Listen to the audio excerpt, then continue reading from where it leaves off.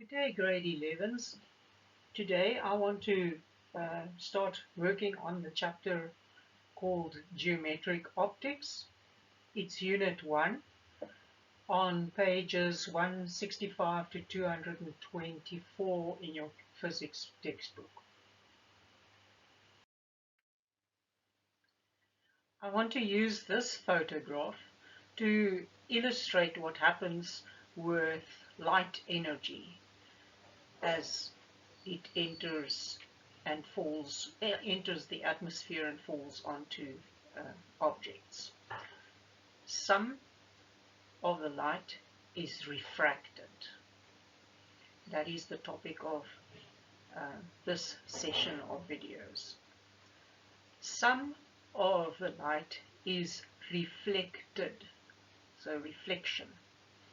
Some of the light is absorbed. Some of the light is absorbed and reflected, and another part of light is scattered. So the rainbow is a proof of refraction. The reflection, or the inverse rainbow you see in the clouds there, is an example of reflection. Reflection is the bouncing off of away from a surface. When light is absorbed, you will see only black, and then when light is scattered, you can't see objects clearly, so the clouds are scattering the light. Then you see the yellow flowers because the yellow part of the spectrum is reflected. You see the green leaves because the green part of the spectrum is reflected by the leaves. The rest of the spectrum will be absorbed by the flowers as well as the leaves.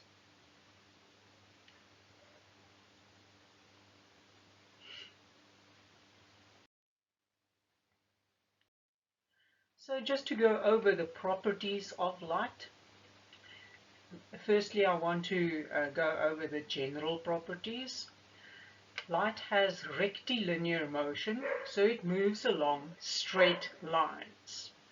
Secondly, it moves at a maximum speed, of which we use the symbol c, of 300 million meters per second through a vacuum.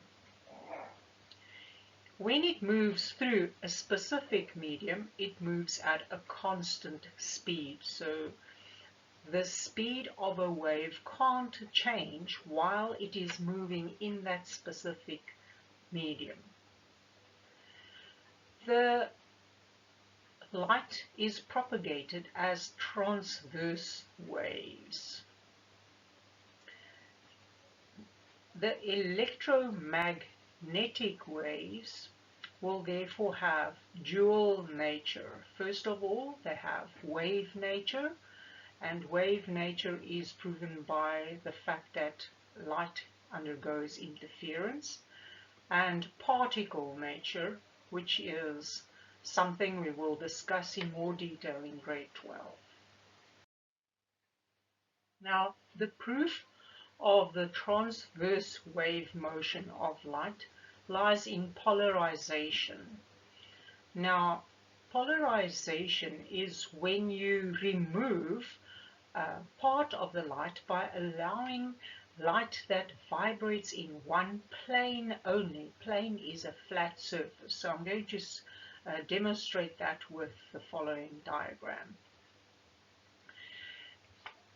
In the first part of this diagram, light, the arrows shows light coming towards you, where the light, some light is vibrating in the vertical plane.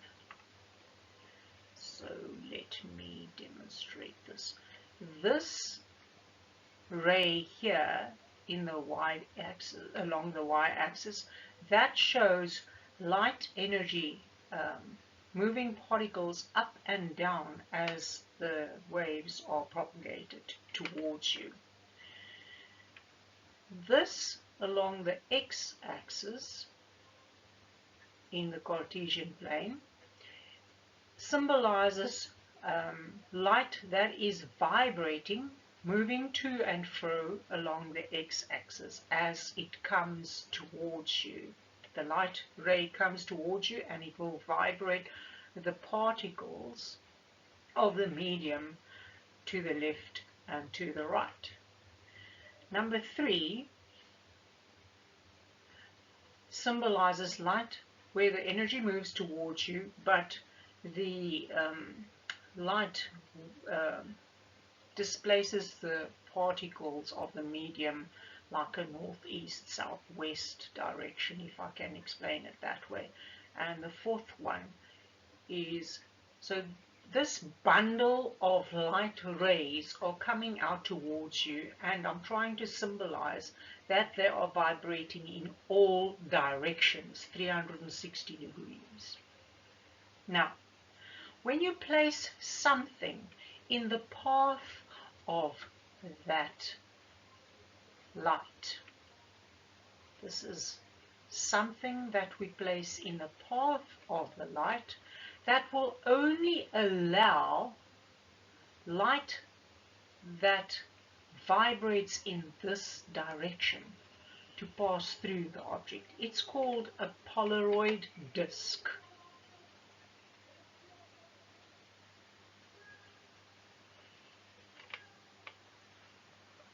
And some very snazzy Ray-Bans or shades or sunglasses are Polaroids.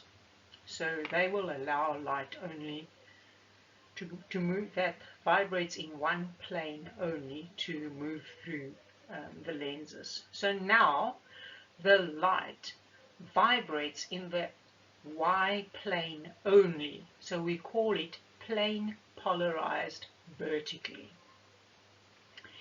If you would place a Polaroid disc in the horizontal plane, like this, in the path of the light coming towards you, it will only allow the light vibrating in the x-axis to move through. So that is plane polarized horizontally. I've got another diagram here to illustrate it. Stage 1 here, or let me use another color. Here I've got a Polaroid disc that allows the light vibrating in the Y plane to move through. Now, light is a transverse wave, and polarization is a proof of it. If you place another Polaroid disc so that it is going to allow the light in the Y direction to go through, that light will not be disturbed. The light that enters the second Polaroid disc, will leave the second Polaroid disc. In the second diagram here, so that's first, and here in the second. In the second diagram, I'm placing the Polaroid disc in the X-plane. Now, this plane polarized light is in the Y-plane. How much of the light will go through the X-plane Polaroid? No light.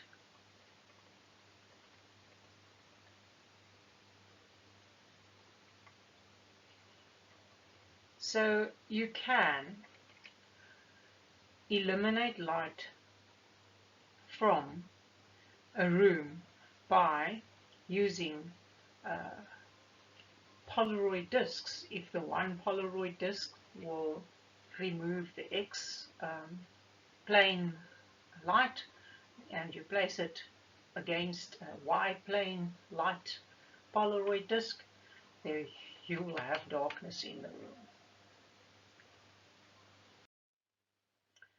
Another concept that I want to describe is coherent light. What is coherent light? It is light in which all the waves are propagated or moving with a constant difference between the phase of the waves. So if I can illustrate it using soldiers, when soldiers do their parade marching, they will all be in step with each other. So everybody would put their left foot forward at the same moment, and everybody puts their right foot forward and then at the same moment. So they are marching in phase. Now coherent light is like that. Now, an example of coherent light is monochromatic light. Now, that refers to the color of the light, and mono means single or one color. So it will be light of one color. And we learnt in grade 10 that the color of light is determined by the frequency of the light. So monochromatic light is light of a single frequency, and it is also coherent light moving in phase.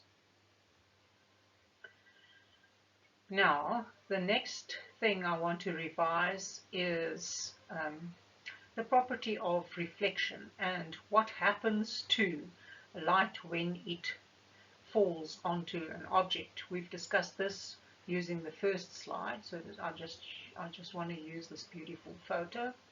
You can see some light being scattered, you can see some light being reflected, and you can see some light moving into the water. So some energy is reflected, some is absorbed, and some is transmitted.